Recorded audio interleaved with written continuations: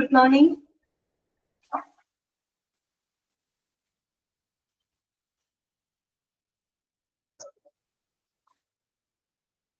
Okay.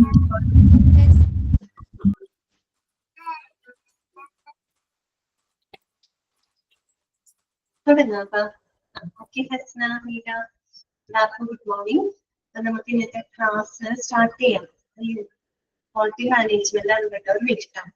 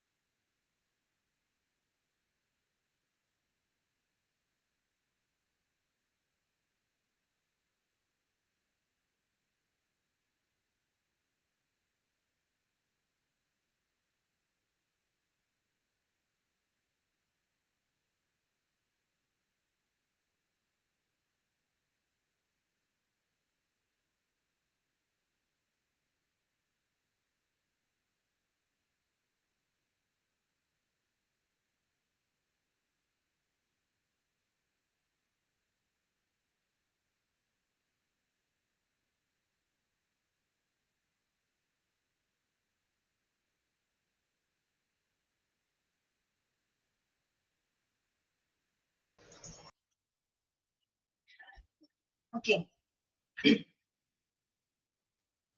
തുടങ്ങാം. അപ്പൊ നമുക്ക് ഇന്നത്തെ ക്ലാസ് നമുക്ക് സ്റ്റാർട്ട് ചെയ്യാം കേട്ടോ. കഴിഞ്ഞ നമ്മൾ ശനിയാഴ്ച നമുക്ക് ക്ലാസ് ഉണ്ടായിരുന്നു. അപ്പൊ അന്ന് നമ്മള് ക്വാളിറ്റി അഷുറൻസ് ആൻഡ് NABHന്റെ NABH എന്താണെന്ന് നമ്മൾ പഠിച്ചിട്ടുണ്ടായിരുന്നു. അതുപോലെ തന്നെ NABHന്റെ എന്താണ് സ്റ്റാൻഡേർഡുകൾ അല്ലെ, പേഷ്യന്റ് സെന്റേർഡ് സ്റ്റാൻഡേർഡുകളും അതുപോലെ തന്നെ ഓർഗനൈസേഷൻ സെന്റേർഡ് സ്റ്റാൻഡേർഡുകളൊക്കെ നമ്മൾ കഴിഞ്ഞ ക്ലാസ്സിൽ പറഞ്ഞിട്ടുണ്ടായിരുന്നു. പിന്നെ നമ്മൾ തുടങ്ങി വെച്ചിരിക്കുന്നത് NABH ഡോക്യുമെന്റേഷൻ റിക്വയർമെന്റ്സുകളാണ്. ഓക്കെ, അതില് 2 പോയിന്റുകൾ നമ്മൾ ഓൾറെഡി ഡിസ്കസ് ചെയ്തിട്ടുണ്ടായിരുന്നു. ഓക്കെ, അതുവരെ വായിച്ചു നോക്കിയോ നിങ്ങള്? അതുവരെ എല്ലാം ക്ലിയർ ആണോ? ഓക്കെ, ബാക്കിയുള്ള ഭാഗങ്ങൾ നോക്കാം കേട്ടോ. അപ്പൊ ഞാൻ ഓൺ മ്യൂട്ട് കൊടുക്കാണ്. ക്ലിയർ ആണ്?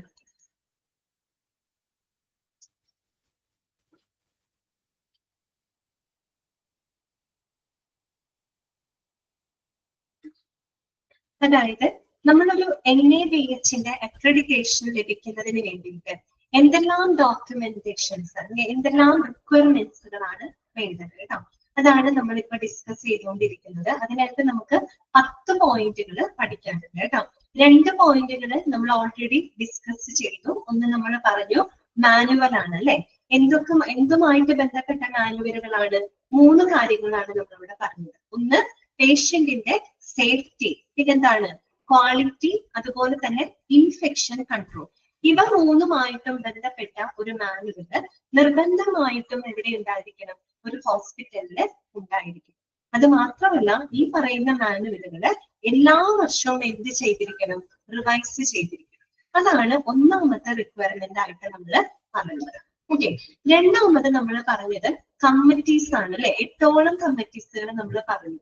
ഈ കമ്മിറ്റികളും നിർബന്ധമായിട്ട് ഇവിടെ ഉണ്ടായിരിക്കണം, ഹോസ്പിറ്റലില് ഉണ്ടായിരിക്കണം അല്ലെ. എങ്കിൽ മാത്രമേ നമുക്ക് എന്ത് ചെയ്യാൻ പറ്റുള്ളൂ? NABH അക്രഡിറ്റേഷൻ നമ്മൾ എലിജിബിൾ ആകുള്ളൂ. ഓക്കെ, ഇനി 3ാമത്തെ തൊട്ടാണ് നമുക്ക് ഇനി അറിയാനായിട്ടുള്ളത് കേട്ടോ. 3ാമത്തെയാണ് എന്ത്?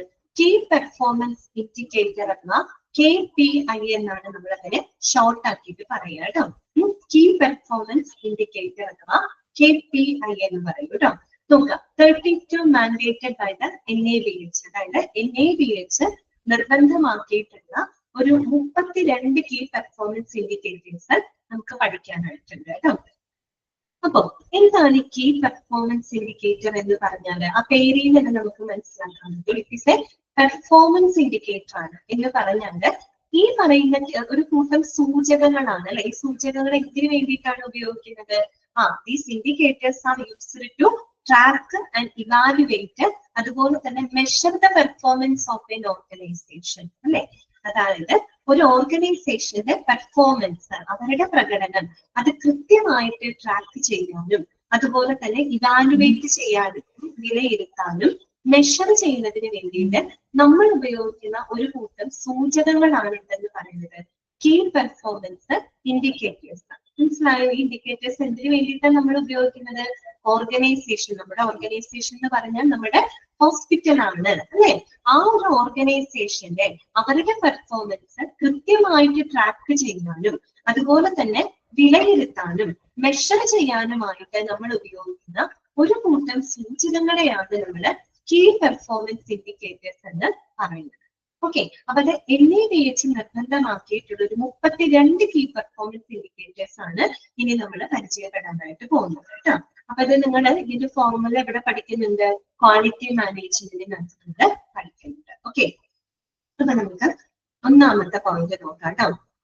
ഒന്നാമത്തെ ഇതാണ് time taken for the initial assessment of the indoor patients. ഇതാണ് പറയുന്നത് time taken for the initial assessment of indoor patients. Indoor patients എന്ന് പറഞ്ഞാൽ എന്താണ്? ഇൻ പേഷ്യൻസ് ആണ് അല്ലെ, ഹോസ്പിറ്റലില് അഡ്മിറ്റ് ആയിട്ടുള്ള, അത് തന്നെ കറക്റ്റ് ആണ്, IPD അല്ലെ, ഇൻ പേഷ്യൻസ് ആണ് എന്ന് പറഞ്ഞാല് ഇൻ പേഷ്യൻസിന്റെ പ്രാഥമികമായിട്ടുള്ള വിലയിരുത്തലിന് എടുത്ത സമയം അതെന്താണ്? അതൊരു ഇൻഡിക്കേറ്റർ ആണ്. മനസ്സിലായല്ലോ? Time taken for the initial assessment of the indoor patients, അതായത് ഹോസ്പിറ്റലിൽ അഡ്മിറ്റഡ് ആയിട്ടുള്ള പേഷ്യൻസിന്റെ പ്രാഥമികമായിട്ടുള്ള വിലയിരുത്തലിന് എടുത്തിട്ടുള്ള സമയം. ഇപ്പൊ നമുക്കറിയാം ഒരു പേഷ്യന്റ്, അയാള് അഡ്മിറ്റ് പറഞ്ഞിട്ടുള്ള ഒരു പേഷ്യന്റ്, അയാൾ അഡ്മിറ്റ് ആകുന്നു ഏകദേശം ഒരു 10 മണിയോട് കൂടിയിട്ട് അയാൾ ഹോസ്പിറ്റൽ ബെഡിൽ, അല്ലെങ്കിൽ ഹോസ്പിറ്റലിൽ അയാള് അഡ്മിറ്റ് ആകുന്നു. അപ്പൊ സ്വാഭാവികമായിട്ടും ആദ്യം ഡോക്ടർ വരുന്നു, പ്രാഥമികമായിട്ടുള്ള അസസ്മെന്റുകളും കാര്യങ്ങളൊക്കെ നടത്തും. ഏകദേശം ഒരു 30 മിനിറ്റ്, ഒരു 10:30 കൂടിയിട്ട് എന്താണ് ഒരു ഇനീഷ്യൽ അസസ്മെന്റ് അവിടെ അവസാനിക്കുകയാണ്. അപ്പൊ അവിടെ ഇനീഷ്യൽ അസസ്മെന്റിന് എടുത്ത സമയം എന്ന് പറഞ്ഞാൽ എത്രയാണ്? 30 മിനിറ്റ് ആണ് അല്ലെ. എന്ന് വെച്ചാൽ 10 മണിയോട് കൂടി രോഗി അഡ്മിറ്റ് ആവുകയും ഏകദേശം 10:30 കൂടിയിട്ട് ഡോക്ടർ വരുന്നു, അവരുടെ ഇനീഷ്യൽ അസസ്മെന്റ് പൂർത്തിയാക്കിയിട്ട് 10:30 അവസാനിക്കുകയാണ്. അപ്പൊ 30 മിനിറ്റ് ആണ് അവിടെ ഇനീഷ്യൽ അസസ്മെന്റിന് എടുത്തിട്ടുള്ള സമയം. ഓക്കെ, ഇനീഷ്യൽ അസസ്മെന്റ് എന്ന് പറയുമ്പോൾ അതിനകത്ത് ഒരുപാട് കാര്യങ്ങളുണ്ട് അല്ലെ. ഇപ്പൊ ഡോക്ടർ വരുന്നു, അവരുടെ മെഡിക്കൽ ഹിസ്റ്ററി പരിശോധിക്കുന്നു, അതുപോലെ തന്നെ പ്രാഥമികമായിട്ടുള്ള അവരുടെ എന്താ പറയുക ഇൻവെസ്റ്റിഗേഷൻസ്, ഫിസിക്കൽ എക്സാമിനേഷൻസ്, ഇങ്ങനെയുള്ള കാര്യങ്ങളൊക്കെയാണ് ഇനീഷ്യൽ അസസ്മെന്റിനകത്ത് ഉൾപ്പെടുത്തുന്നത്. ആ ഒരു ടൈം എന്ന് പറയുന്നത് വളരെയധികം ക്രൂഷ്യൽ ആണ്.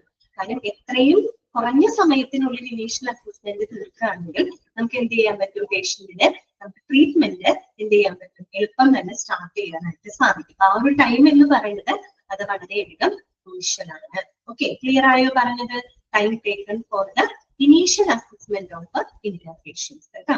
അടുത്തത് സെക്കൻഡ് പോയിന്റ് വരുന്നത് time taken for the discharge ആണ് കേട്ടോ. അതായത് ഡിസ്ചാർജിന് എടുക്കുന്ന ടൈം. അപ്പൊ നിങ്ങൾ ചിന്തിക്കുമ്പോൾ ഡിസ്ചാർജിന് എടുക്കുന്ന സമയം എന്ന് പറഞ്ഞാല് അഡ്മിഷൻ തൊട്ട് ഡിസ്ചാർജ് വരെയുള്ള സമയമല്ല അവിടെ എടുക്കുന്നത്. പിന്നെന്താണ്?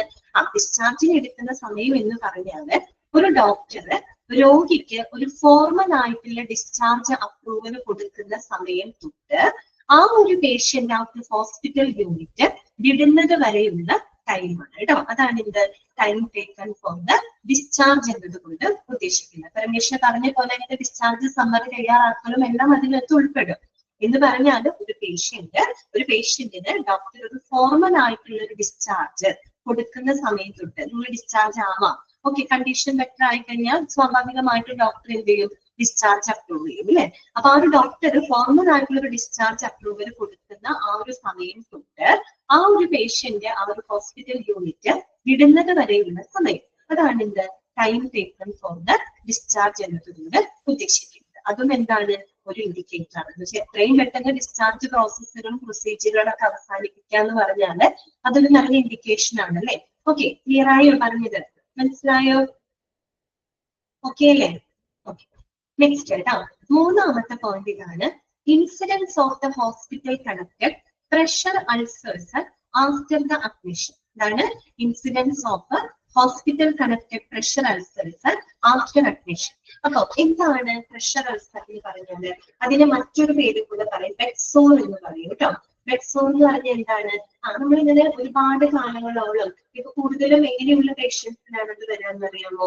ഒരുപാട് ലോങ് സ്റ്റേ ഒക്കെ ചെയ്യുന്ന പേഷ്യൻസിനാണ്. ഹോസ്പിറ്റലിൽ ദീർഘനാളുകളായിട്ട് കിടപ്പിലാവുന്ന രോഗികളൊക്കെ ഉണ്ട്, അതന്നെ കിടപ്പ് രോഗികൾക്കുണ്ട് കേട്ടോ. പ്രത്യേകിച്ച് എന്ത് സംഭവിക്കും, നമ്മൾ കുറെ ദീർഘകാലത്തോളം ബെഡിൽ ഇങ്ങനെ കിടക്കുമ്പോൾ ആ ഒരു ബെഡുമായിട്ടുള്ള സ്കിന്നിന്റെ, അത് ബെഡിന്റെ സർഫസിലെ സ്കിൻ അമരുന്നത് മൂലം സ്വാഭാവികമായിട്ട് സ്കിന്ന് പൊട്ടാനായിട്ട് തുടങ്ങും അല്ലെ.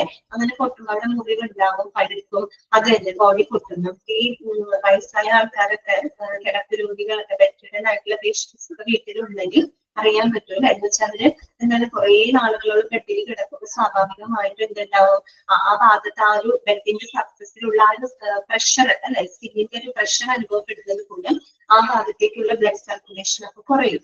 സ്വാഭാവികമായിട്ടും സ്കിന്ന് പൊട്ടാനായിട്ട് തുടങ്ങും, പിന്നെ പഴുപ്പാകും, അങ്ങനെയൊക്കെയുള്ള പ്രശ്നങ്ങൾ കണ്ടിട്ടുണ്ടാവും. അപ്പൊ കൂടുതൽ വാട്ടർ ബെഡുകളൊക്കെ ഉപയോഗിക്കുന്നത് കൊണ്ട് അങ്ങനെയൊക്കെയുള്ള പ്രശ്നങ്ങൾ കുറയും. പരിധി വരെ നമുക്ക് എന്ത് ചെയ്യാൻ പറ്റുന്നുണ്ട്, റിഡ്യൂസ് ചെയ്യാൻ പറ്റുന്നുണ്ട്.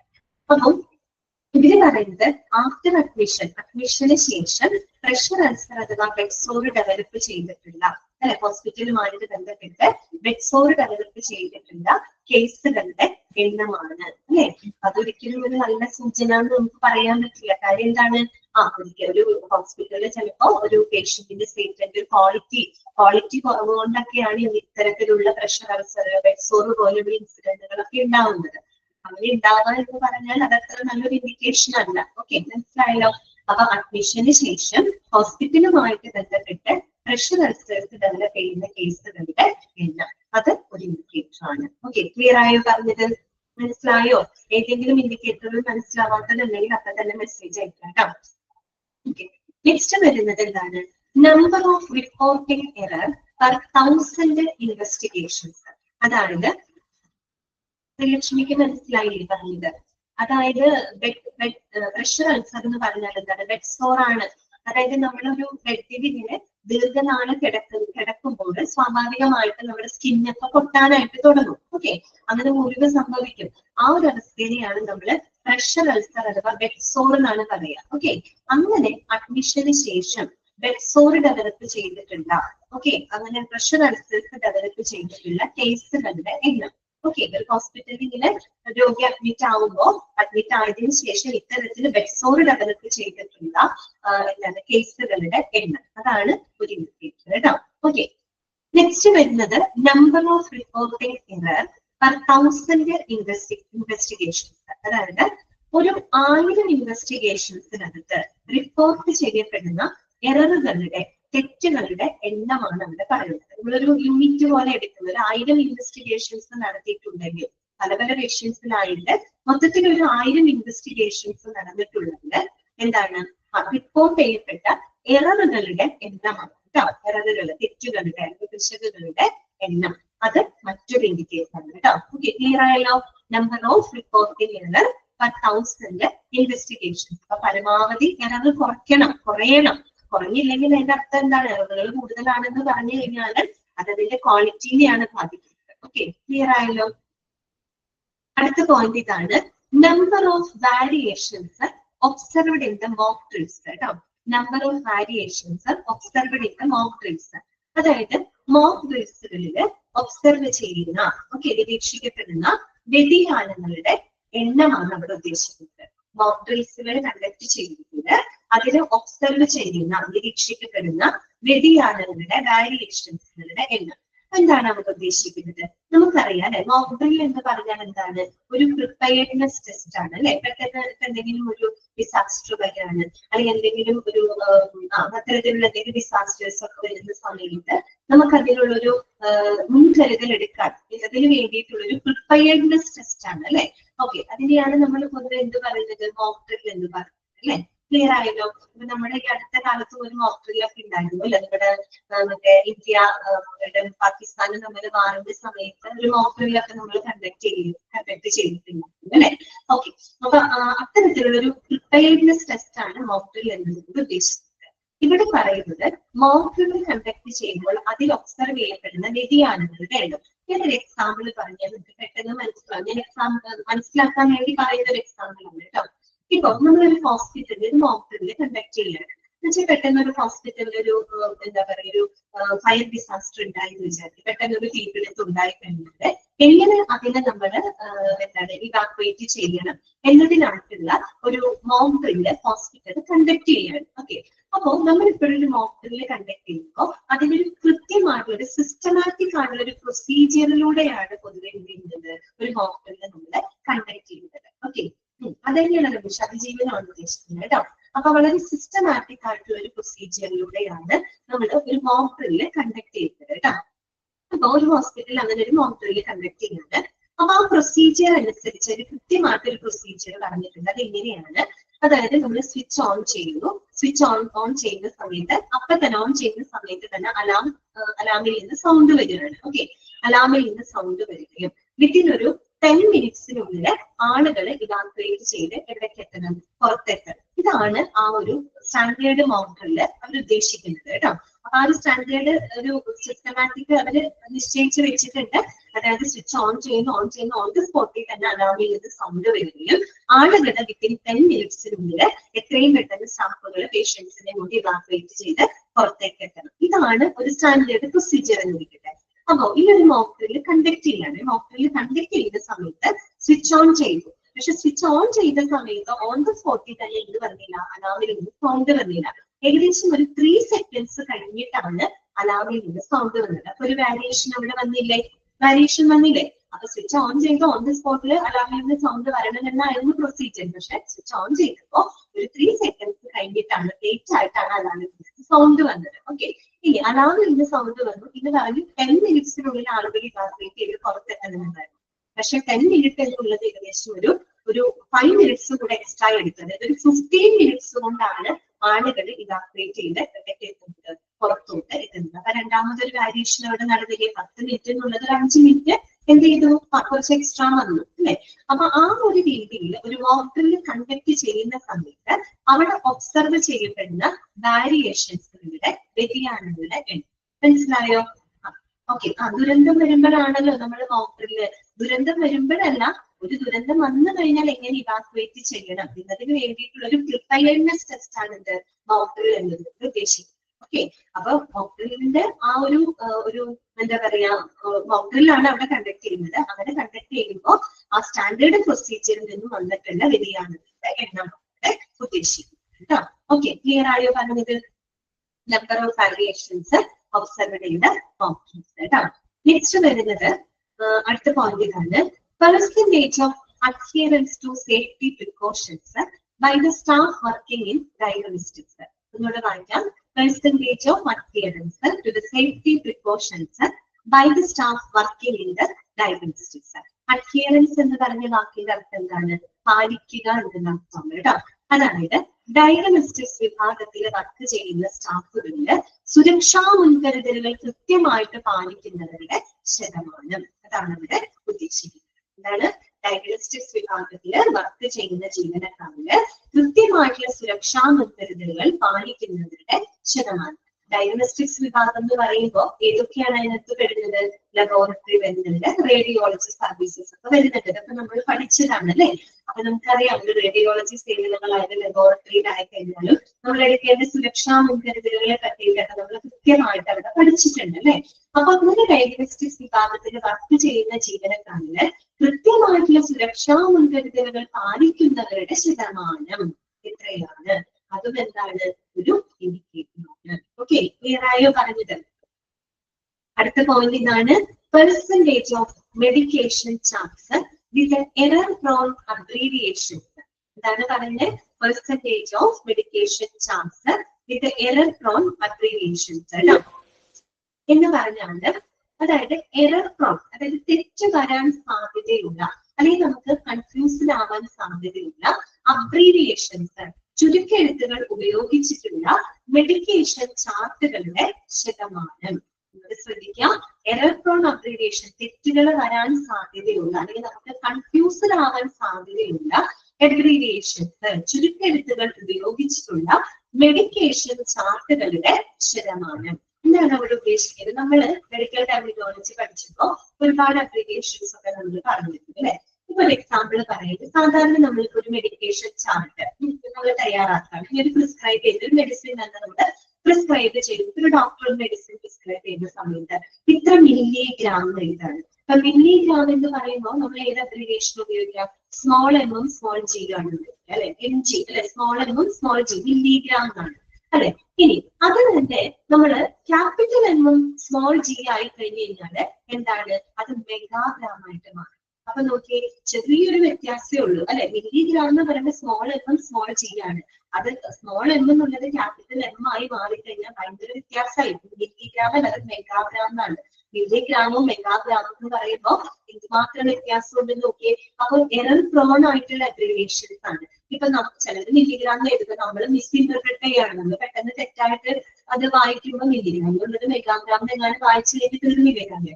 അപ്പൊ ആ രീതിയിൽ എറർ പ്രോൺ ആയിട്ടുള്ള അബ്രിവിയേഷൻസ് ഉപയോഗിക്കുന്ന മെഡിക്കേഷൻ ചാർട്ടുകളുണ്ട്. അതുപോലെ TSP, ടീസ്പൂൺ എന്ന് പറയുന്നതും TBSB, ടേബിൾ സ്പൂൺ എന്ന് പറയുന്നതും രണ്ടും അളവിൽ വ്യത്യാസമുണ്ട് അല്ലെ? ടീസ്പൂൺ എന്ന് പറയുന്നതും ടേബിൾ സ്പൂൺ എന്ന് പറയുന്നത് കുറച്ചുകൂടെ വലിയ സ്പൂണാണ്, കുറച്ചുകൂടെ അളവ് അവിടെ കൂടുതലാണ് അല്ലെ?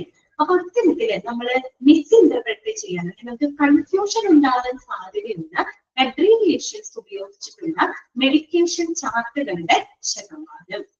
അപ്പൊ അതിലങ്ങനെ വന്നു കഴിഞ്ഞാൽ എററുകൾ വരാൻ ചാൻസ് കൂടുതലാണ്. അതിന്റെയൊക്കെ ബുദ്ധിമുട്ടുകൾ ആർക്ക് അനുഭവിക്കേണ്ടതായിട്ട് വരും? പേഷ്യന്റിന് അനുഭവിക്കേണ്ടതായിട്ട് വരും. ഓക്കെ, ക്ലിയർ ആയോ?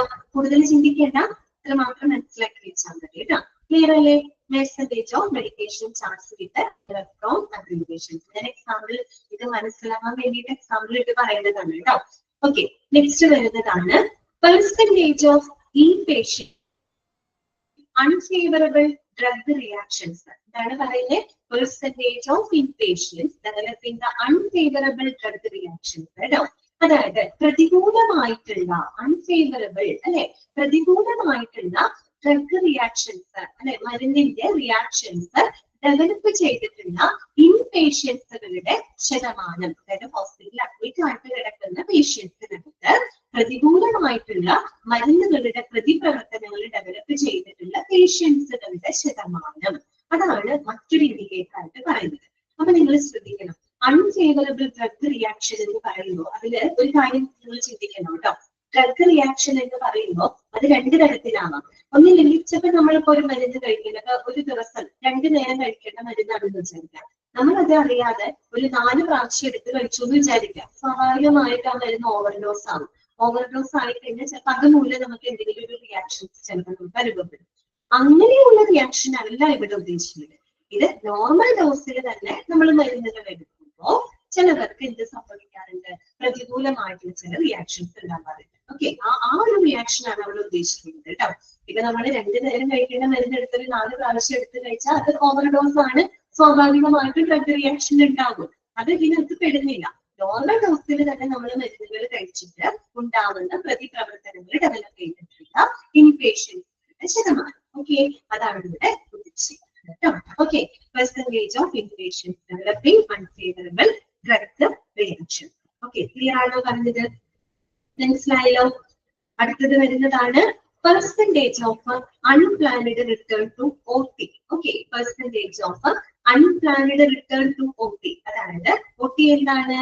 ഓപ്പറേഷൻ തിയേറ്റർ ആണ് അല്ലെ? ഓപ്പറേഷൻ തിയേറ്ററിലോട്ട് ആകസ്മികമായിട്ട് അൺപ്ലാനഡ് ആയിട്ട് തിരിച്ചു പോകേണ്ടി വന്ന കേസുകളുടെ ശതമാനം. അതാണ് പറയുന്നത് ഓപ്പറേഷൻ തിയേറ്ററിലോട്ട് അൺഎക്സ്പെക്ടഡ് ആയിട്ട് തിരിച്ചു പോകേണ്ടി വന്ന കേസുകളുടെ ശതമാനം എന്ന് പറഞ്ഞാല് ഓപ്പറേഷൻ തിയേറ്ററിൽ ഫസ്റ്റ് ഓപ്പറേഷൻ കഴിഞ്ഞു. ഓക്കെ, ഫസ്റ്റ് ഓപ്പറേഷൻ കഴിഞ്ഞു, നമ്മൾ ചിലപ്പോൾ ആളെ റിക്കവറി റൂമിലോട്ട് മാറ്റി അല്ലെങ്കിൽ മറ്റേ ICUവിലോട്ട് നമ്മൾ മാറ്റി. പെട്ടെന്ന് പേഷ്യന്റിന്റെ കണ്ടീഷൻ അൺഎക്സ്പെക്ടഡ് ആയിട്ട് വളരെയധികം ക്രിട്ടിക്കൽ ആവുന്ന ഒരു സിറ്റുവേഷൻ വന്നു. അല്ലെങ്കിൽ പോട്ടെ, ഈ ഒരു ഓപ്പറേഷൻ ചെയ്യുന്ന സമയത്ത് എന്തെങ്കിലും മെഡിക്കൽ നെഗ്ലിജൻസ് മൂലം എന്തെങ്കിലും പാകപ്പിഴകൾ വന്നിട്ടുണ്ടെങ്കിൽ ആ രോഗിയെ ചിലപ്പോൾ നമുക്ക് റീ ഓപ്പറേറ്റ് ചെയ്യേണ്ടതായിട്ട് വരും അല്ലെ? രണ്ടാമതൊരു സർജറിക്ക് നമ്മൾ ചിലപ്പോൾ വിധേയമാക്കേണ്ടി വരും. അങ്ങനെയൊക്കെയുള്ള സംഭവങ്ങൾ ഉണ്ടാകുന്നത് റയറാണ്. അപ്പൊ അത്തരത്തില് അതാണ് പറഞ്ഞത് അൺപ്ലാനഡ് ആയിട്ട് ആകസ്മികമായിട്ട് ഓപ്പറേഷൻ തിയേറ്ററിലോട്ട് തിരിച്ചു പോകേണ്ടി വന്നത്. ഫസ്റ്റ് സർജറി കഴിഞ്ഞു, പക്ഷെ പേഷ്യന്റിന് പിന്നെയും ക്രിട്ടിക്കൽ ആയി, അല്ലെങ്കിൽ ചിലപ്പോൾ ആദ്യത്തെ സർജറിയിൽ എന്തെങ്കിലും പാകപ്പിഴകൾ വന്നു. സ്വാഭാവികമായിട്ടും എന്ത് ചെയ്യണം? റീ ഓപ്പറേറ്റ് ചെയ്യാനായിട്ട് ഓപ്പറേഷൻ തിയേറ്ററിലോട്ട് നമുക്ക് പേഷ്യന്റിനെ തിരിച്ചു കൊണ്ടുവരേണ്ടതായിട്ട് വരും അല്ലെ? അങ്ങനെയുള്ള അത്തരത്തിലുള്ള അൺപ്ലാനഡ് ആയിട്ട് റിട്ടേൺ ചെയ്യേണ്ടി വന്നിട്ടുള്ള കേസുകളുടെ ശതമാനം. ഓക്കെ, അതാണ് മറ്റൊരു ഇൻഡിക്കേറ്റർ ആയിട്ട് കാണുന്നത് കേട്ടോ. ഇതൊക്കെ ഒരു തരത്തിൽ അല്ലെങ്കിൽ മറ്റൊരു തരത്തിൽ ക്വാളിറ്റീനെയാണ് അളക്കുന്നത് അല്ലെ? ക്വാളിറ്റീനെയാണ് അവിടെ മെഷർ ചെയ്യുന്നത്. അടുത്ത പോയിന്റ് ഇതാണ് പെർസെന്റേജ് ഓഫ് നിയർ മിസ്സസ്. ആണ് കേട്ടോ. നിയർ മിസ്സസ് എന്ന് വെച്ചാൽ എന്താണ്? നമ്മൾ പറയും, ഇപ്പൊ നമ്മള് പറയില്ലേ തലനാരിഴയ്ക്ക് രക്ഷപ്പെട്ടു എന്നൊക്കെ നമ്മൾ പറയാറുണ്ട് പൊതുവെ അല്ലെ. അതായത് നിയർ മിസ്സസ് എന്ന് പറഞ്ഞാൽ സംഭവിക്കാൻ സാധ്യതയുള്ള വലിയൊരു അപകടമായിരുന്നു, പക്ഷെ ഫോർച്യുനേറ്റ്ലി അത് സംഭവിക്കാതെ ആള് രക്ഷപ്പെടുന്നത് അല്ലെ. അങ്ങനെയുള്ള കേസുകളെയാണ് നമ്മൾ നിയർ മിസ്സസ് എന്ന് പറയുന്നത് അല്ലെ. അപ്പൊ അത്തരം കേസുകളുടെ ശതമാനമാണ് അവിടെ ഉദ്ദേശിക്കുന്നത് കേട്ടോ. അതായത് സംഭവിക്കാൻ സാധ്യത ഉണ്ടായിരുന്ന വലിയൊരു അപകടം ഭാഗ്യവശാൽ അത് സംഭവിച്ചില്ല, ആള് രക്ഷപ്പെടുകയാണ്. ഓക്കെ, അപ്പൊ അത്തരത്തില് നിയർ മിസ്സസ് കേസുകളുടെ ശതമാനം. ഒരു എക്സാമ്പിൾ ഞാൻ പറയാം, മനസ്സിലാവാൻ വേണ്ടി പറയുന്നത് കേട്ടോ. അതായത് ഇപ്പൊ ഒരു പേഷ്യന്റിന് ഓപ്പറേഷൻ തിയേറ്ററിലൊക്കെ കൊണ്ടുവരാണ്, സർജറിക്ക് വിധേയനാക്കുകയാണ്. അയാൾക്ക് ഷോൾഡറിന്റെ ഭാഗത്താണ് സർജറി ചെയ്യേണ്ടത്. ഷോൾഡറിന്റെ ഭാഗത്താണ് ഈ പേഷ്യന്റിന് സർജറി ചെയ്യേണ്ടത്. പക്ഷെ നമ്മുടെ സർജൻ ഓപ്പറേഷൻ തിയേറ്ററിൽ ചെല്ലുമ്പോൾ ഷോൾഡറിന്റെ പകരം അദ്ദേഹം റിസ്റ്റിന്റെ ഭാഗത്ത്, അതായത് രോഗിയുടെ കൈത്തണ്ടയുടെ ഭാഗത്ത് സർജറി ചെയ്യാനുള്ള പ്രൊസീജിയറുകളൊക്കെ അയാൾ സ്റ്റാർട്ട് ചെയ്ത് വെക്കാണ്. അപ്പൊ ഭാഗ്യവശാല് അനസ്തേഷ്യ സ്പെഷ്യലിസ്റ്റ് അടുത്തുണ്ട്. അദ്ദേഹത്തിന്റെ അത് ശ്രദ്ധയിൽപ്പെടുകയും അദ്ദേഹം ഡോക്ടറോട് ഇൻഫോം ചെയ്യാണ് അല്ലെ, റിസ്റ്റിലല്ല ഷോൾഡറിലാണ് എന്ന് പറയുന്നത് ഒരു എക്സാമ്പിളിന് വേണ്ടി പറയുന്നതാണ് കേട്ടോ. അപ്പൊ ശരിക്കും പറഞ്ഞാൽ സംഭവിക്കാൻ സാധ്യതയുണ്ടായിരുന്ന ഒരു അപകടമായിരുന്നു അല്ലെ, പക്ഷെ ഭാഗ്യവശാൽ എന്ത് ചെയ്തു, സംഭവിച്ചില്ല അല്ലെ. അപ്പൊ അങ്ങനെയുള്ള നിയർ മിസ്സസ് കേസുകളുടെ ശതമാനം ഉദ്ദേശിക്കുന്നത് percentage of near misses. Okay, clear. Next വരുന്നത് ഇതാണ്, percentage of medical records having imperfect or improper consent. അതാണ് പറയുന്നത് percentage of medical records having the imperfect or improper consent. Imperfect എന്ന് പറഞ്ഞാൽ എന്താണ്? പെർഫെക്റ്റ് അല്ലാത്ത മീൻസ് ചിലപ്പോൾ ഇൻകംപ്ലീറ്റ് ആയിട്ടുള്ളതാണ് അല്ലെ, അപൂർണമായിട്ടുള്ളതോ. അതുപോലെ തന്നെ ഇംപ്രോപ്പർ അല്ലാത്ത കൺസെന്റോട് കൂടിയിട്ടുള്ള മെഡിക്കൽ റെക്കോർഡുകളുടെ ശതമാനം. നമ്മൾ ഓൾറെഡി മെഡിക്കൽ റെക്കോർഡ്സ് പഠിച്ചതാണ്. അപ്പൊ നമുക്കറിയാം അല്ലെ, ഒരു 30 ദിവസത്തിൽ കൂടുതൽ ഒരു കാരണവശാലും മെഡിക്കൽ റെക്കോർഡ് ഇൻകംപ്ലീറ്റ് ആയിട്ട് ഇരിക്കാനായിട്ട് പാടില്ല. അതൊക്കെ നമ്മൾ പഠിച്ച കാര്യങ്ങളാണ് അല്ലെ. പരമാവധി പേഷ്യന്റിന്റെ ഡിസ്ചാർജിന് മുമ്പായിട്ട് തന്നെ മെഡിക്കൽ റെക്കോർഡ് കംപ്ലീറ്റ് ചെയ്തിരിക്കണം. അതിനുള്ള റെസ്പോൺസിബിലിറ്റി ഫിസിഷ്യൻ ആണെന്നൊക്കെ ഉള്ളത് നമുക്കറിയാം. അതുകൂടാതെ ഒരു രോഗിയെ പറ്റിയുള്ള വിവരങ്ങൾ റിലീസ് ചെയ്യണമെങ്കിലും, അതുപോലെ രോഗിയുടെ ഒരു ട്രീറ്റ്മെന്റോ പ്രൊസീജിയറുകളോ ചെയ്യണമെങ്കിൽ കൃത്യമായിട്ടുള്ള അവരുടെ കൺസെന്റ് നമുക്ക് ആവശ്യമാണ്. ഇതൊക്കെ നമ്മൾ ഇവിടെ പഠിച്ചിട്ടുണ്ട്, മെഡിക്കൽ റെക്കോർഡിനകത്ത് പഠിച്ചിട്ടുണ്ട്. ഇവര് പറയുന്നത് കംപ്ലീറ്റ് അല്ലാത്തതാവാം. പെർഫെക്റ്റ് എന്ന് പറഞ്ഞാൽ അപൂർണമായിട്ടുള്ളത്, ഇൻകംപ്ലീറ്റ് ആയിട്ടുള്ളതോ പ്രോപ്പർ അല്ലാത്ത കൺസെന്റ്. ഇപ്പൊ ശരിക്കും നമ്മൾ ഒരു രോഗിയുടെ ഒരു പ്രൊസീജിയർ ചെയ്യണമെങ്കിൽ, അല്ലെങ്കിൽ അവരെ പറ്റിയുള്ള വിവരങ്ങൾ പുറത്തേക്ക് വിടണമെങ്കിൽ കൃത്യമായിട്ടുള്ള സമ്മതം ആവശ്യമാണ്, പ്രോപ്പർ കൺസെന്റ് ആവശ്യമാണ്. എന്ന് പറഞ്ഞാല് ഇപ്പൊ നമ്മളൊരു രോഗിക്ക് കൊടുക്കുന്ന ചികിത്സയെ പറ്റിയിട്ട് എന്തൊക്കെ ട്രീറ്റ്മെന്റുകളാണ് ഉദ്ദേശിക്കുന്നത്, അല്ലെങ്കിൽ ആ ട്രീറ്റ്മെന്റിന്റെ ബെനിഫിറ്റ് എന്താണ്, ഇവൻ അതിന്റെ പൊട്ടൻഷ്യൽ റിസ്ക് പോലെയുള്ള കാര്യങ്ങൾ വരെ കംപ്ലീറ്റ് നമ്മൾ രോഗിയുടെ അടുത്ത് അറിയിക്കണം. അങ്ങനെ നമ്മൾക്ക് രോഗിയുടെ അടുത്ത് കംപ്ലീറ്റ് ഇൻഫർമേഷൻ കൊടുത്ത് അവർക്കത് ബോധ്യപ്പെട്ട് അതെല്ലാം മനസ്സിലാക്കിക്കൊണ്ട് അവരിൽ നിന്ന് നേടുന്ന സമ്മതം, അതാണ് പ്രോപ്പർ കൺസെന്റ് ഉദ്ദേശിക്കുന്നത്. അപ്പൊ അത്തരത്തിലുള്ള ഒരു പ്രോപ്പർ കൺസെന്റ് ഇല്ലാതെയും ഇൻപെർഫെക്റ്റ് ആയിട്ടുള്ള മെഡിക്കൽ റെക്കോർഡുകളുടെ ശതമാനം അതെന്താണ്, അതൊരു മറ്റൊരു ഇൻഡിക്കേറ്റർ ആയിട്ടാണ് ഇവിടെ പറയുന്നത്. ഓക്കെ, ക്ലിയർ ആണല്ലോ. നെക്സ്റ്റ് വരുന്നത് ഇതാണ്, പെർസെന്റേജ് ഓഫ് ട്രാൻസ്ഫ്യൂഷൻ റിയാക്ഷൻ ആണ് കേട്ടോ. നമുക്കറിയാം ബ്ലഡ് ബാങ്ക് നമ്മൾ പഠിച്ചതാണ്. ട്രാൻസ്ഫ്യൂഷൻ റിയാക്ഷൻ എന്ന് പറഞ്ഞാൽ എന്താണ്?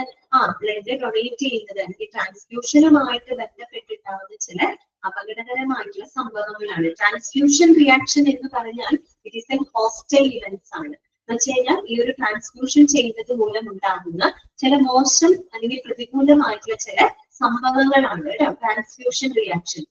അപ്പൊ അത്തരത്തിലുണ്ടായിട്ടുള്ള ട്രാൻസ്ഫ്യൂഷൻ റിയാക്ഷൻസുകളുടെ ശതമാനമാണ്.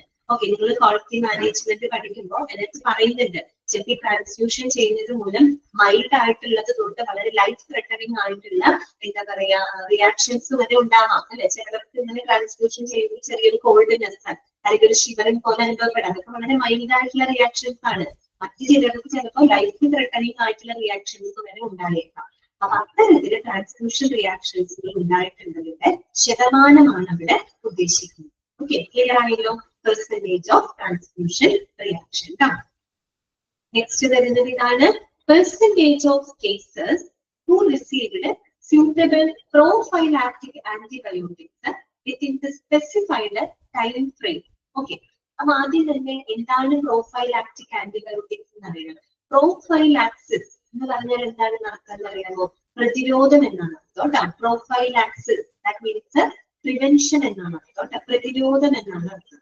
ഇവിടെ പറയുന്നത് എന്താണെന്ന് വെച്ചാൽ ഒരു നിർദ്ദിഷ്ട ടൈം പീരീഡിൽ സ്പെസിഫിക് ടൈം ഫ്രെയിമില് അനുയോജ്യമായിട്ടുള്ള പ്രോഫൈലാക്റ്റിക് ആന്റിബയോട്ടിക്സുകളെ സ്വീകരിച്ചിട്ടുള്ള കേസുകളുടെ ശതമാനം.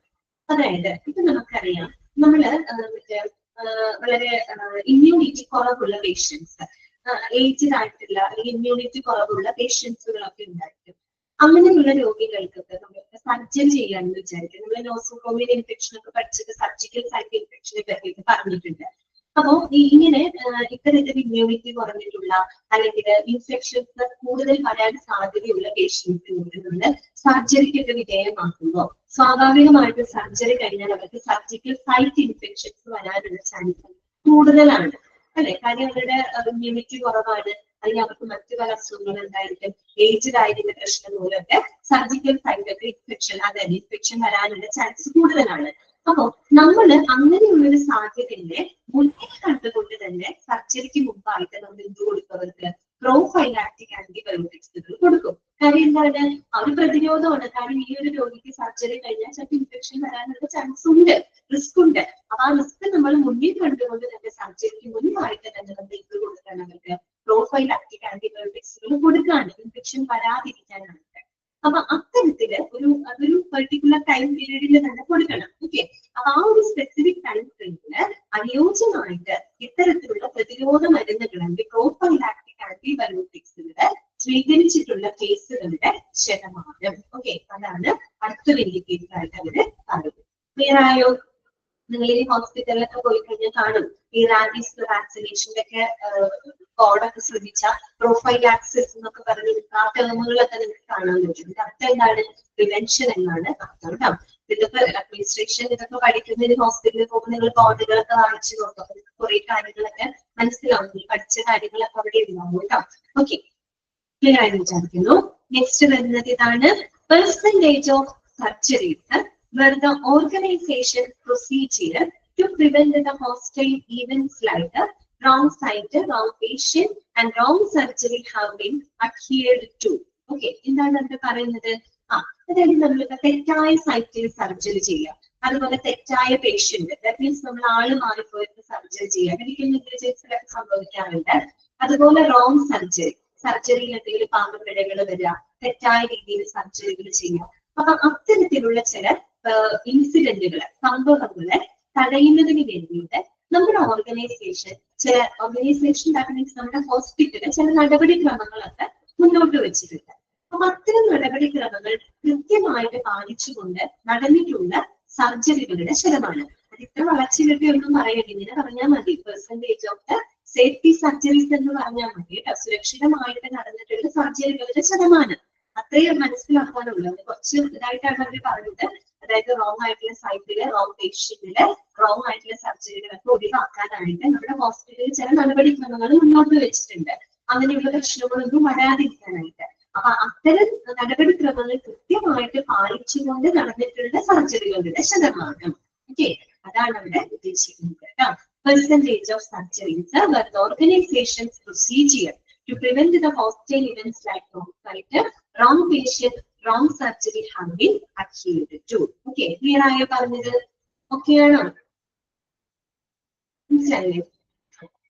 നെക്സ്റ്റ് വരുന്നതാണ് മെഡിക്കേഷൻ എറർ റേറ്റ് കേട്ടോ. മെഡിക്കേഷൻ എറർ റേറ്റ് അതായത് ഈ മരുന്നുകളിലൊക്കെ വരുന്ന തെറ്റുകളുടെ, മെഡിസിൻസിലൊക്കെ വരുന്ന തെറ്റുകളുടെ മെഡിക്കേഷൻ എറർ റേറ്റ് എന്ന് മാത്രമേ പറഞ്ഞിട്ടുള്ളൂ. അപ്പൊ നിങ്ങളൊരു കാര്യം മനസ്സിലാക്കണം, മെഡിക്കേഷൻ എറർ റേറ്റ് എന്ന് പറയുമ്പോൾ നിങ്ങൾ വിചാരിക്കും പ്രിസ്ക്രിപ്ഷനിൽ വരുന്ന തെറ്റുകൾ മാത്രമാണ്. അങ്ങനെയല്ല.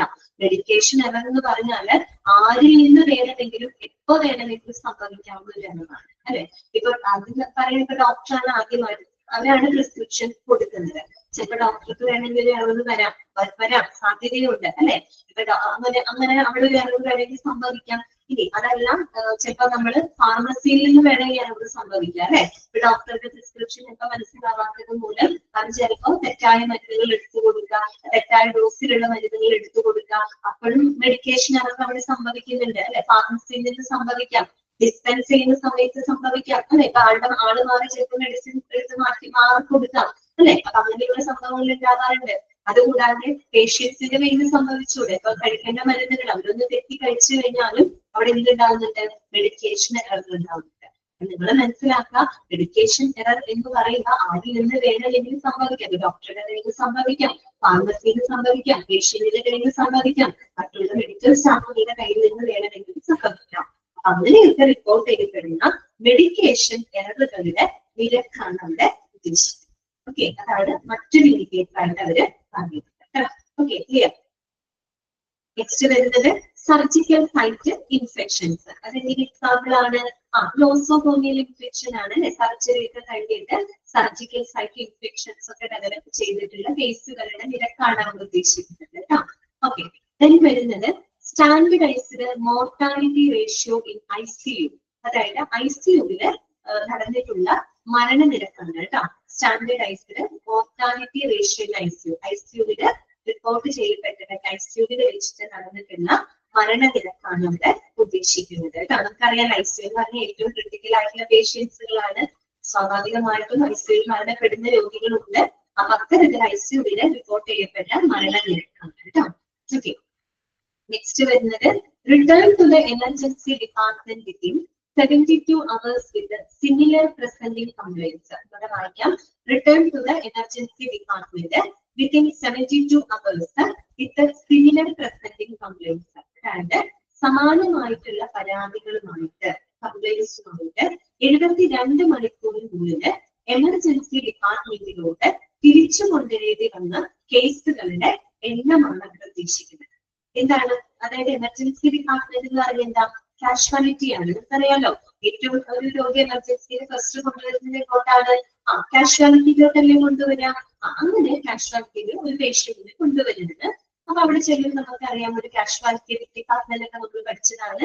കാഷ്വാലിറ്റിയിൽ കൊണ്ടുവരുമ്പോൾ ആദ്യം എന്ത് ചെയ്യും? ആ രോഗിയെ നമ്മളൊന്ന് സ്റ്റെബിലൈസ് ചെയ്യും. അവരുടെ കണ്ടീഷൻ, അവർക്ക് ഒരു പ്രൈമറി ട്രീറ്റ്മെന്റ് പറ്റി കൊടുത്ത് അവരുടെ കണ്ടീഷൻ സ്റ്റെബിലൈസ് ചെയ്തതിന് ശേഷമാണ് നമ്മൾ ഒന്നെങ്കിൽ സ്പെഷ്യലൈസ്ഡ് ഡിപ്പാർട്ട്മെന്റിലോട്ടോ അല്ലെങ്കിൽ നമ്മൾ രോഗിയെ വിടുന്നത്. അങ്ങനെയാണ് അല്ലെ?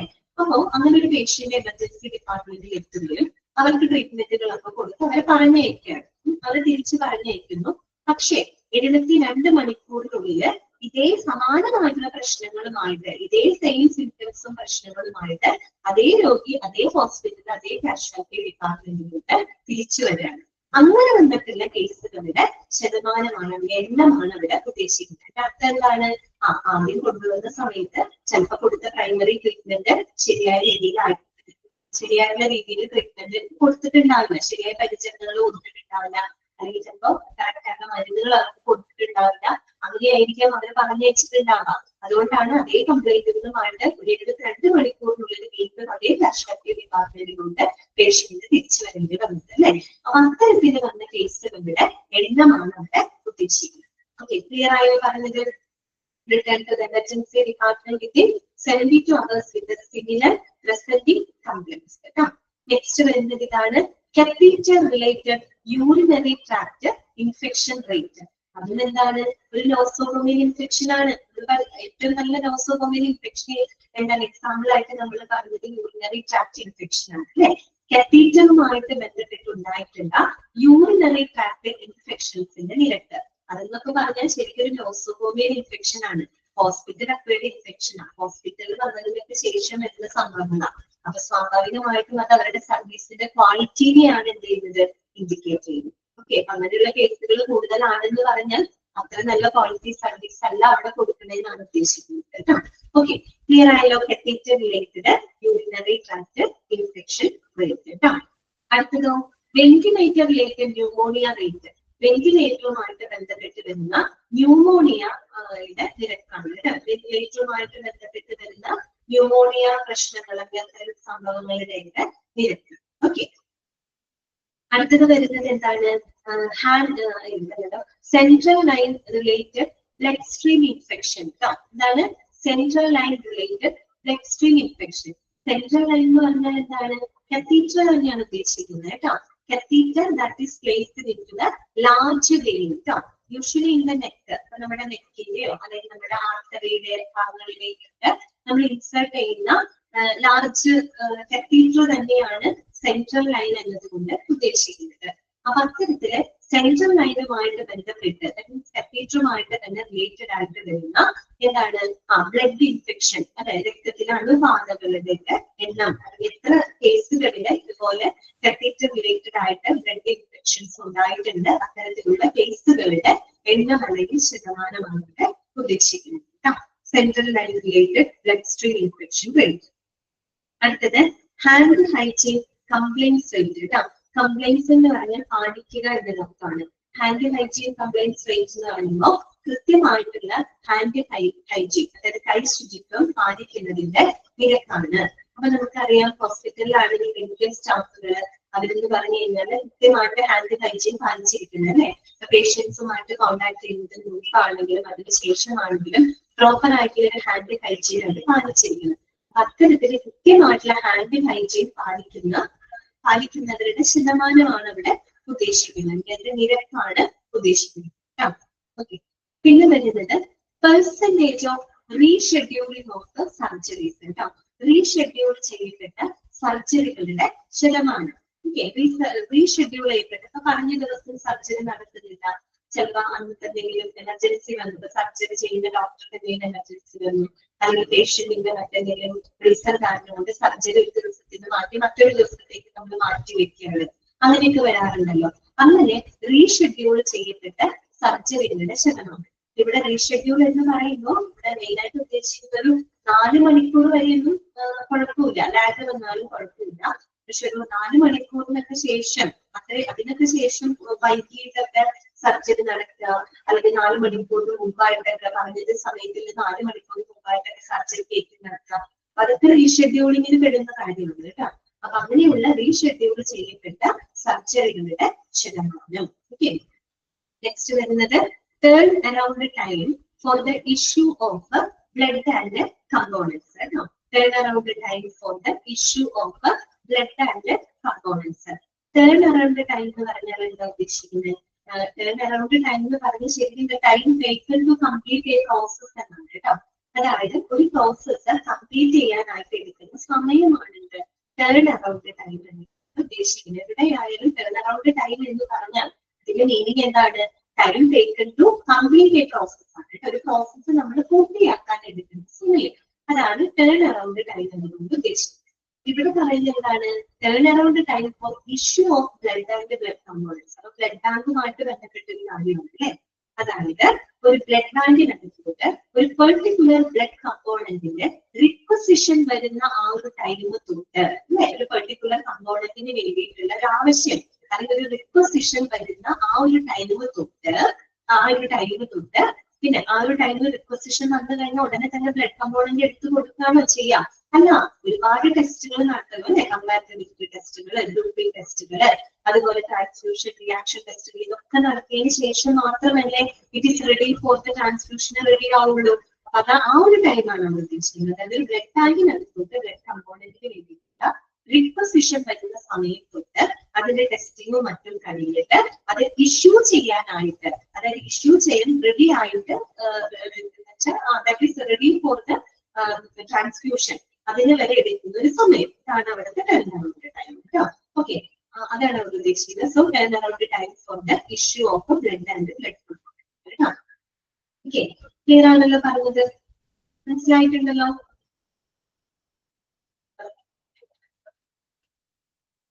നെക്സ്റ്റ് വരുന്നത് ഇതാണ്. Nurse patient ratio for ICU and wards കേട്ടോ. ICUവിലും വാർഡുകളിലുമുള്ള നഴ്സ് ടു പേഷ്യന്റ് റേഷ്യോ. ICUവിലുള്ള നഴ്സ് ടു പേഷ്യന്റ് റേഷ്യോ നമ്മൾ പഠിച്ചിട്ടുണ്ട്, ഓർമ്മയുണ്ട് നിങ്ങൾക്ക്? എത്രയാണെന്ന് അറിയാമോ?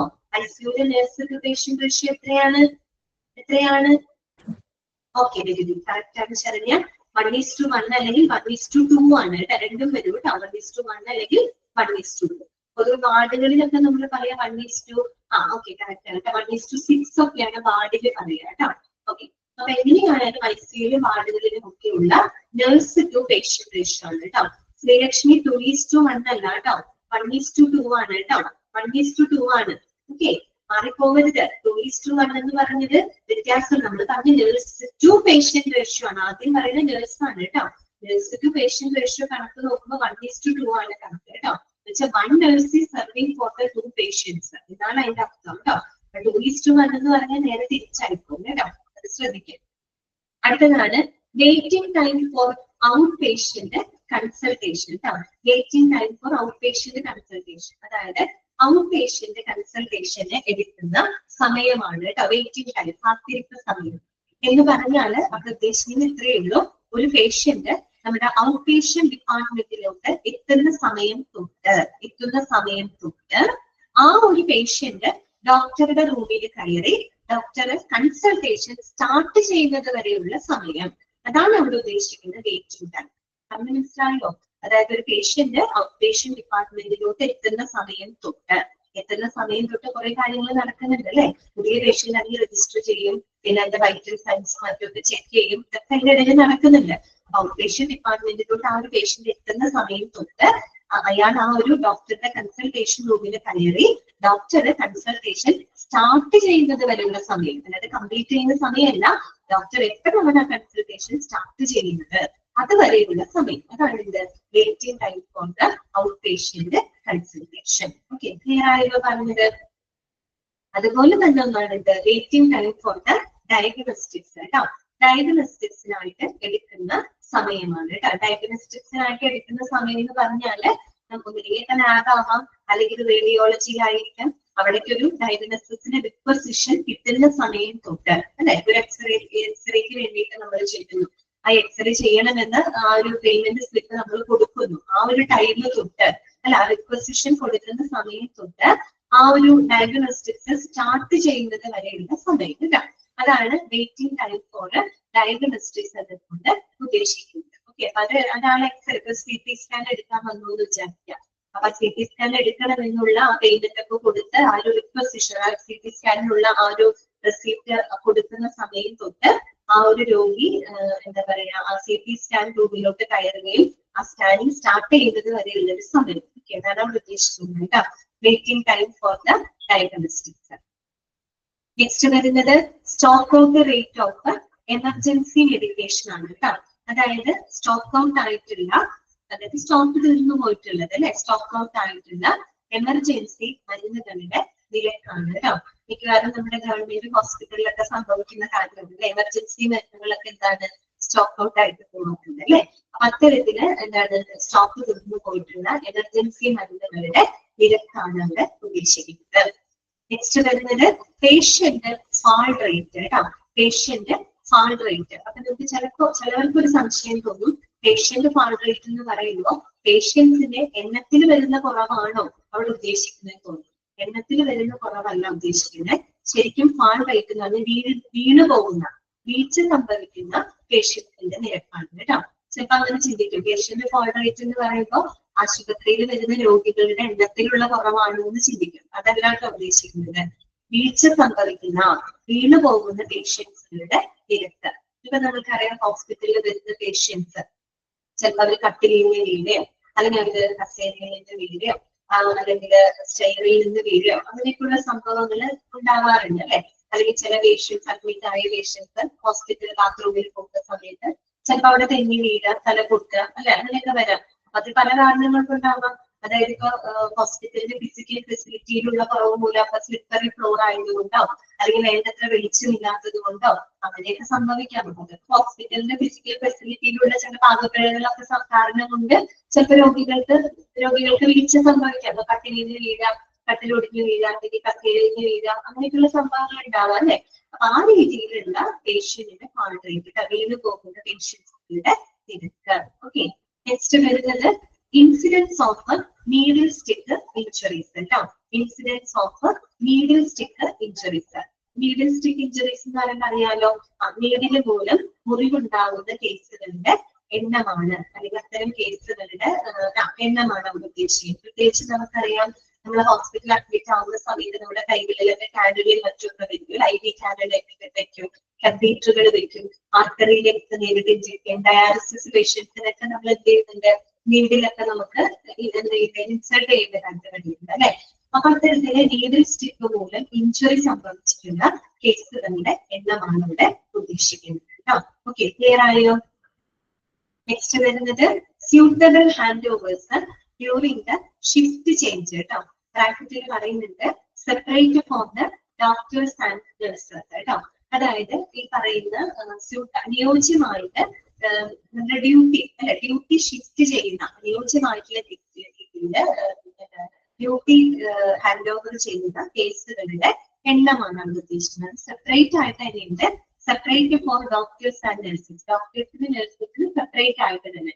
നിങ്ങൾ എവിടെയെങ്കിലൊക്കെ ഹോസ്പിറ്റലിൽ അഡ്മിറ്റ് ആയിട്ട് കിടന്നവര് ബൈസ്റ്റാൻഡേഴ്സ് ആയിട്ടൊക്കെ പോയിട്ടുള്ള ആൾക്കാരുണ്ട് നമ്മൾ അല്ലെ.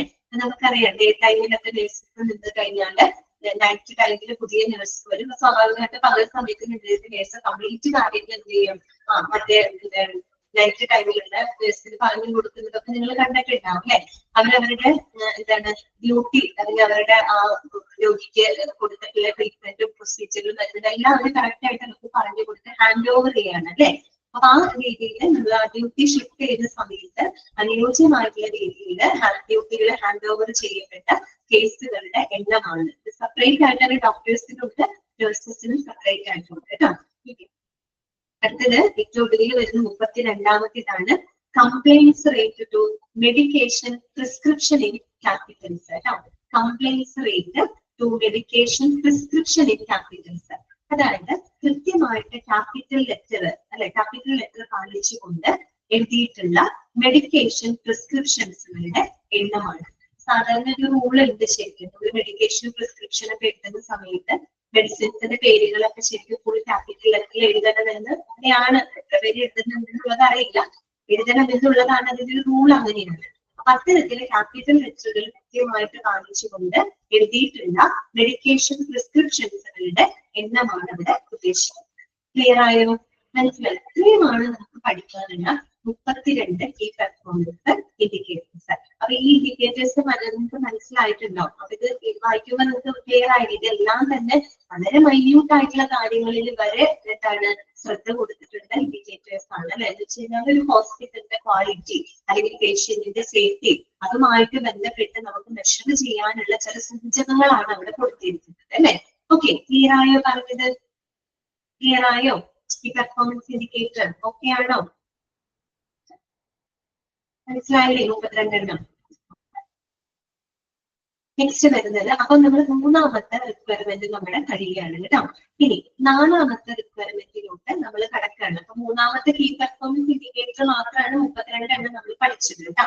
ഓക്കെ, ഇനി അപ്പൊ ആദ്യത്തെ മാനുവൽ കഴിഞ്ഞു, 2ാമത്തെ കമ്മിറ്റിയുടെ റിക്വയർമെന്റ് ആണ്, 3ാമത്തെ key performance indicator.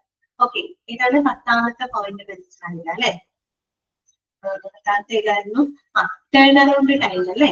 Turn around time for the 30ാമത്തെ അല്ലേ പറഞ്ഞത്?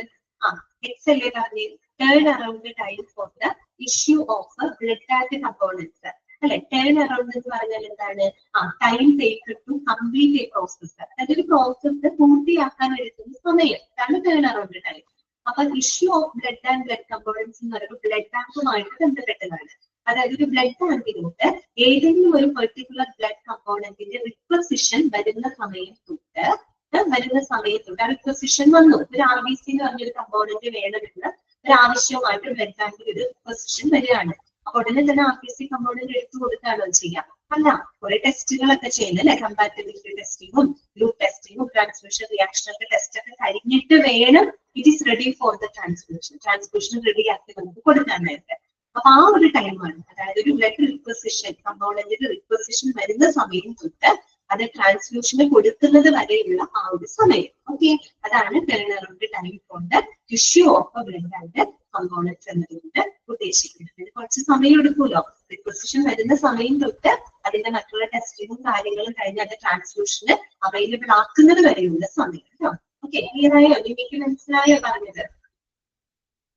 കത്തീഡ്രൽ എന്താണെന്ന് എപ്പോഴും അറിയില്ലേ? കത്തീഡ്രൽ ഒക്കെ കാലങ്ങളായിട്ട് നമ്മൾ പറയുന്നതാണ്. കത്തീഡ്രൽ എന്ന് പറഞ്ഞാൽ എന്താണ്? ഇത് സ്മോൾ ഫ്ലെക്സിബിൾ ട്യൂബ് ആണ് കേട്ടോ.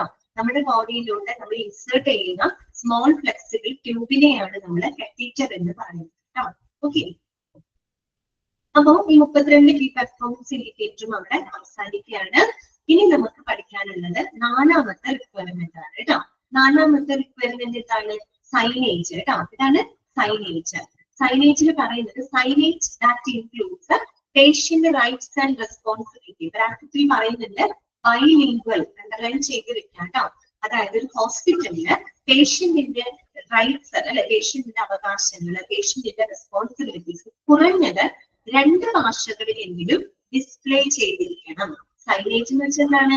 ഡിസ്പ്ലേകളാണ് അല്ലെ, ഡിസ്പ്ലേ ബോർഡുകളാണ് അല്ലെ. നമ്മൾ ഹോസ്പിറ്റലിൽ പോകുമ്പോൾ കണ്ടിട്ടില്ലേ, പേഷ്യന്റിന്റെ അവകാശങ്ങൾ, റെസ്പോൺസിബിലിറ്റി ഒക്കെ 2 ഭാഷകളിലെങ്കിലും അവിടെ എത്തിയിട്ടുണ്ടാവും അല്ലെ. ഒന്നില്ലെങ്കിൽ ഇംഗ്ലീഷ്, നമ്മുടെയൊക്കെ ആണെങ്കിൽ ഇംഗ്ലീഷിലും മലയാളത്തിലൊക്കെ എത്തിയിട്ടുണ്ടാവും. ഓക്കെ, അതൊരു റിക്വയർമെന്റ് ആണ് പറയുന്നത് കേട്ടോ. പേഷ്യന്റിന്റെ റൈറ്റ്സ് ആൻഡ് റെസ്പോൺസിബിലിറ്റി കുറഞ്ഞത് 2 ഭാഷകളിലെങ്കിലും ഒക്കെ ഡിസ്പ്ലേ ചെയ്തിരിക്കണം. അതൊരു റിക്വയർമെന്റ് ആണ്. ഓക്കെ, അടുത്തത് എന്താണ്? സ്റ്റാഫ് ട്രെയിനിങ് റെക്കോർഡ് അല്ലെ. സ്റ്റാഫ് ട്രെയിനിങ് റെക്കോർഡ് എന്താണ്? സ്റ്റാഫുകൾക്ക് കൊടുക്കുന്ന പരിശീലനങ്ങളുമായിട്ട് ബന്ധപ്പെട്ട റെക്കോർഡുകൾ നിർബന്ധമായിട്ട് ഒരു ഹോസ്പിറ്റലിന് ഉണ്ടായിരിക്കണം. ഓക്കെ, ആറാമത്തെ റിക്വയർമെന്റ് എന്താണ്? സ്റ്റാഫ് ഇമ്മ്യൂണൈസേഷൻ അല്ലെ. അവിടെ വർക്ക് ചെയ്യുന്ന മെഡിക്കൽ സ്റ്റാഫുകളും കൃത്യമായിട്ടുള്ള പ്രതിരോധ നടപടികൾ അവരെടുത്തിരിക്കണം. അവരിലൂടെയാണ് പേഷ്യൻസിന് സേവനങ്ങൾ കൊടുക്കുന്നത്. ഒരുപാട് പേഷ്യൻസുകളുമായിട്ട് ഡീൽ ചെയ്യുന്ന ആൾക്കാരാണ് മെഡിക്കൽ സ്റ്റാഫുകൾ. അതിൽ കൃത്യമായിട്ടുള്ള ഇമ്മ്യൂണൈസേഷൻ അവരും എടുത്തിട്ടുണ്ടായിരിക്കണം അല്ലെ. അങ്ങനെയുള്ള സ്റ്റാഫ് ഇമ്മ്യൂണൈസേഷൻ ആയിട്ട് ബന്ധപ്പെട്ട കാര്യങ്ങൾ, ഇങ്ങനത്തെ റെക്കോർഡുകളൊക്കെ പ്രോപ്പർ ആയിരിക്കും.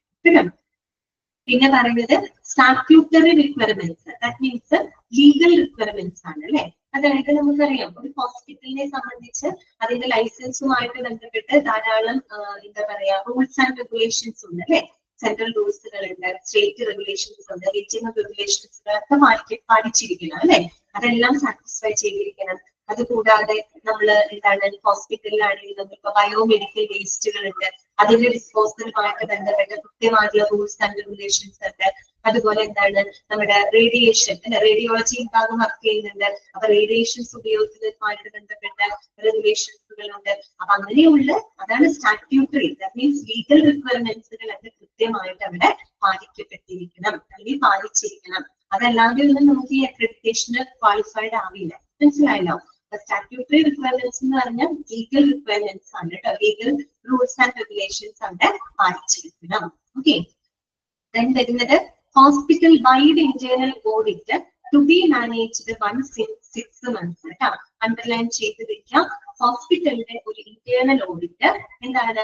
6 മാസത്തിൽ ഒരിക്കൽ നടത്തിയിരിക്കണം. വൺസ് ഇൻ 6 months എന്നാണ് പറയുന്നത്. അതായത് 6 മാസത്തിൽ ഒരിക്കലെങ്കിലും എന്ത് നടത്തിയിരിക്കണം? ഹോസ്പിറ്റലിന്റെ ഇന്റേണൽ ഓഡിറ്റ് കണ്ടക്ട് ചെയ്തിരിക്കണം. അത് നിങ്ങളോട് ചോദിക്കാട്ടോ, എത്ര നാൾ വൈഡ് ഇന്റേണൽ ഓഡിറ്റ് എത്ര നാൾ നടത്തേണ്ടത്? വൺസ് ഇൻ 6 months, 6 മാസത്തിൽ ഒരിക്കലെങ്കിലും എന്ത് നടത്തിയിരിക്കണം?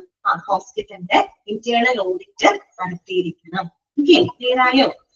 അപ്പൊ എത്ര മാസത്തിൽ? വൺസ് ഇൻ 6 months ആണ് കേട്ടോ. 6 മാസത്തിൽ ഒരിക്കല് എന്ത് നടത്തിയിരിക്കണം? ഹോസ്പിറ്റലിന്റെ ഇന്റേണൽ ആയിട്ടുള്ള ഓഡിറ്റ് നടത്തിയിരിക്കണം. ഓക്കെ, പിന്നെ പറയുന്നത് 2 quality improvement projects in A year. 2 എന്നുള്ളതും ഒന്ന് അണ്ടർലൈൻ ചെയ്തിരിക്കുക കേട്ടോ. 2 quality improvement projects in A year. അതുപോലെ ഒരു വർഷത്തില് കുറഞ്ഞത് 2 ക്വാളിറ്റി ഇംപ്രൂവ്മെന്റ് പ്രോജക്റ്റുകളെങ്കിലും ഒരു ഹോസ്പിറ്റലിൽ നടപ്പിലാക്കിയിരിക്കും. മനസ്സിലായല്ലോ? ഓക്കെ, അതായത് ഒരു വർഷത്തിൽ കുറഞ്ഞത് എത്രയാണ്? 2 ക്വാളിറ്റി ഇംപ്രൂവ്മെന്റ് പ്രോജക്റ്റുകളെങ്കിലും ഹോസ്പിറ്റലിന് നടപ്പിലാക്കിയിരിക്കണം. ഓക്കെ, പിന്നെ 10ാമത്തെ പറയുന്നത് എന്താണ്? Incident report management which consist of identification, reporting, reviewing and action on incidence. അതുപോലെ ഇൻസിഡന്റ് റിപ്പോർട്ട് മാനേജ്മെന്റ് അതും വളരെ ഇമ്പോർട്ടന്റ് ആണ്. ഹോസ്പിറ്റലുമായിട്ട് ബന്ധപ്പെട്ട് നടക്കുന്ന ചില സംഭവങ്ങൾ, ഇവിടെ ഉദ്ദേശിക്കുന്ന ഇൻസിഡൻസ് എന്ന് പറഞ്ഞാല് പ്രതികൂലമായിട്ടുള്ള സംഭവങ്ങളാണ് അല്ലെ. ഇൻസിഡന്റ് എന്ന് പറയുമ്പോൾ മോശം ഇൻസിഡൻസ് ആണ് അവിടെ ഉദ്ദേശിക്കുന്നത് കേട്ടോ. അപ്പൊ അത്തരത്തിലുള്ള ഇൻസിഡന്റുകളൊക്കെ നടന്നു കഴിഞ്ഞാൽ അത് കൃത്യമായിട്ടുള്ള അതിന്റെ ഐഡന്റിഫിക്കേഷൻ, ഓക്കെ, അത് കൃത്യമായിട്ട് തിരിച്ചറിയുക, അതിന്റെ റിപ്പോർട്ടിംഗ്, കൃത്യമായിട്ട് ഇൻസിഡന്റ് എന്താണെന്നുള്ളത് റിപ്പോർട്ട് ചെയ്യുക, റിവ്യൂ ചെയ്യുക, അതിനെ കൃത്യമായിട്ട് അവലോകനം ചെയ്യുക, ആൻഡ് ആക്ഷൻ ഓൺ ഇൻസിഡൻസ്, എന്തൊക്കെ നടപടിക്രമങ്ങളാണ്, ആക്ഷൻസ് ആണ് അതിനായിട്ട് എടുത്തിട്ടുള്ളത്. ഇതെല്ലാം ഉൾപ്പെടുന്ന ഒരു ഇൻസിഡന്റ് റിപ്പോർട്ട് മാനേജ്മെന്റ് പ്രോപ്പർ ആയിട്ട് ഒരു ഹോസ്പിറ്റലിനകത്ത് നടത്തിയിരിക്കണം. ഓക്കെ, ഇവിടെ പറയാണ് this could consist of A near miss, sentinel event or adverse event. അതായത് നമ്മൾ ഇൻസിഡന്റ് എന്ന് പറഞ്ഞല്ലോ, ഇൻസിഡന്റ് എന്ന് പറഞ്ഞാൽ നല്ല സംഭവങ്ങളല്ല, മോശം സംഭവങ്ങളാണ് ഉദ്ദേശിക്കുന്നത്. അതെന്നൊക്കെ പറഞ്ഞ് ഇതൊക്കെയാവാം. ഒരു നിയർ മിസ് കേസ് ആവാം, സെന്റിനൽ ഇവന്റ് ആവാം. സെന്റിനൽ ഇവന്റ് എന്ന് പറഞ്ഞാൽ ഇത് നമ്മൾ പഠിക്കുന്നുണ്ട്, അപ്രതീക്ഷിതമായിട്ടുണ്ടാവുന്ന സംഭവങ്ങൾ, ആകസ്മികമായിട്ടുണ്ടാവുന്ന സംഭവങ്ങൾ. അഡ്വേഴ്സ് ഇവന്റ് എന്ന് പറഞ്ഞാൽ പ്രതികൂലമായിട്ട് നടക്കുന്ന സംഭവം, അതാണ് നമ്മുടെ ഇൻസിഡന്റ് ഉദ്ദേശിക്കുന്നത് കേട്ടോ. അപ്പൊ അത്തരം ഇൻസിഡന്റുകളെ കൃത്യമായിട്ട് ഐഡന്റിഫൈ ചെയ്യുക, അത് റിപ്പോർട്ട് ചെയ്യുക, അതിനെ റിവ്യൂ ചെയ്ത് എന്തൊക്കെ ആക്ഷൻസ് എടുത്തിട്ടുണ്ട്, എന്നതെല്ലാം ഉൾപ്പെടുന്ന പ്രോപ്പർ ഇൻസിഡന്റ് റിപ്പോർട്ട് മാനേജ്മെന്റ് എവിടെ ഉണ്ടായിരിക്കണം? ഒരു ഹോസ്പിറ്റലിനകത്ത് ഉണ്ടായിരിക്കണം. ഓക്കെ, ക്ലിയർ ആയോ? ഇത്രയുമാണ് ഒരു NABH അക്രഡിറ്റേഷൻ ഉണ്ടായിരിക്കേണ്ട റിക്വയർമെന്റ്സുകള്. 10 പോയിന്റുകളാണ് നമ്മൾ പഠിച്ചത് കേട്ടോ. മാനുവൽ പഠിച്ചു, കമ്പനി പഠിച്ചു, കീ പെർഫോമൻസ് ഇൻഡിക്കേറ്റർ 32 എണ്ണം നമ്മൾ പഠിച്ചു. പിന്നെ ഓർത്ത് വെക്കാം, പേഷ്യന്റ് റൈറ്റ്സ് ആൻഡ് റെസ്പോൺസിബിലിറ്റി കുറഞ്ഞത് എത്ര ഭാഷയിലാണ്? 2 ഭാഷയിൽ. ഇമ്പോർട്ടന്റ് ആണ്. അതുപോലെ ഒരു ഹോസ്പിറ്റലില് വൈഡ് ഇന്റേണൽ ഓഡിറ്റ് എത്ര നാൾ കൂടുമ്പോഴേ നടത്തണ്ടേ? 1 in 6 months. അത് ഇമ്പോർട്ടന്റ് ആണ്. അതുപോലെ ഒരു വർഷത്തിൽ എത്ര ക്വാളിറ്റി ഇംപ്രൂവ്മെന്റ് പ്രോജക്റ്റുകൾ നടത്തണം? 2 ക്വാളിറ്റി ഇംപ്രൂവ്മെന്റ് പ്രോജക്റ്റുകളും ഉണ്ടാകും. ഓക്കെ, ക്ലിയർ ആയല്ലോ പറഞ്ഞത്? ഈ ചാപ്റ്റർ വളരെ ബോറിംഗ് ആണോ? അതുകൊണ്ടാണോ കുട്ടികൾ എല്ലാവരും ലെഫ്റ്റ് ആയി പോകുന്നത്? എന്റെ ക്ലാസ്സിൽ വരുന്ന പിള്ളേർ കുറവാണല്ലോ. മനസ്സിലാവണ്ടാണോ?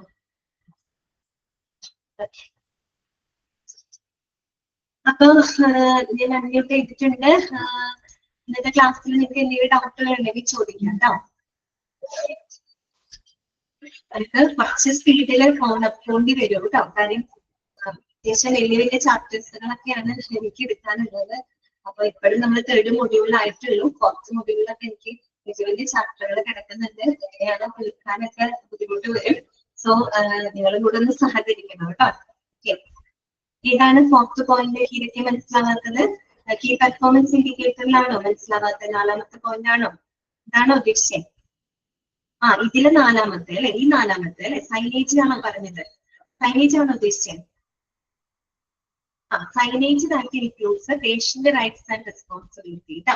അതായത് പേഷ്യന്റിന്റെ രോഗിയുടെ അവകാശങ്ങളും ഉത്തരവാദിത്തങ്ങളും കുറഞ്ഞത് 2 ഭാഷകളിലെങ്കിലും ഹോസ്പിറ്റലിൽ ഡിസ്പ്ലേ ചെയ്തിരിക്കണം. നമ്മൾ ഹോസ്പിറ്റലിൽ പോകുമ്പോൾ കണ്ടിട്ടില്ലേ പേഷ്യന്റിന്റെ റൈറ്റ്സ് ആൻഡ് റെസ്പോൺസിബിലിറ്റീസ് എന്ന് പറഞ്ഞ് എഴുതിയിട്ടുണ്ടാവും അവിടെ. അത് 2 ഭാഷകളിലെങ്കിലും എഴുതണം. മലയാളത്തിലും എഴുതണം, ഇംഗ്ലീഷിലൊക്കെ എഴുതണം. ഇനിയിപ്പോ നമ്മുടെ നാട്ടിൽ ഇഷ്ടം പോലെ അതിഥി തൊഴിലാളികളുടെ ബംഗാളികളുള്ള ചിലപ്പോൾ ഹിന്ദിയിൽ വരെ നീ എഴുതേണ്ടി വരും അല്ലെ? കണ്ടിട്ടുണ്ടാവും. നിങ്ങൾ എല്ലാ ബോർഡുകളും ഒന്ന് മലയാളം ഉണ്ടാവും, ഇംഗ്ലീഷും ഉണ്ടാവും. ഓക്കെ, അപ്പൊ ശരി, നമുക്ക് നെക്സ്റ്റ് ക്ലാസ്സിൽ കാണാം കേട്ടോ. Thank you.